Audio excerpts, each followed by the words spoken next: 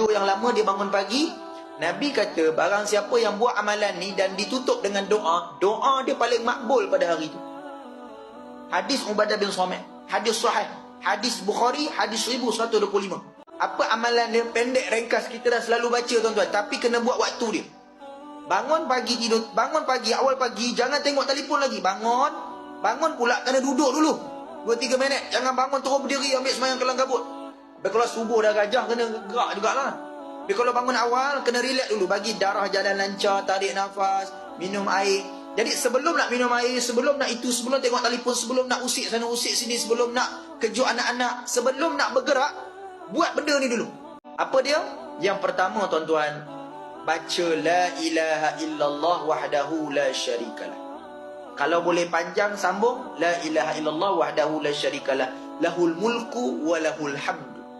Tu je pendek. Kemudian alhamdulillah, subhanallah, la ilaha illallah, wallahu akbar.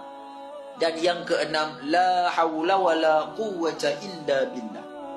Habis, tutup dengan doa. Allahumma gfir li zunubi. Baca apa-apa doa. Ya Allah, mudahkan urusanku, ya Allah. InsyaAllah. Nabi kata, siapa buat amalan ini tiap-tiap hari istiqamah, segala doa, segala hajat Tuhan akan segerakan. Dan itulah doa yang paling Allah Ta'ala nantikan pada hari itu, doa yang paling disukai, dan doa yang paling akan dimakbulkan pada hari itu.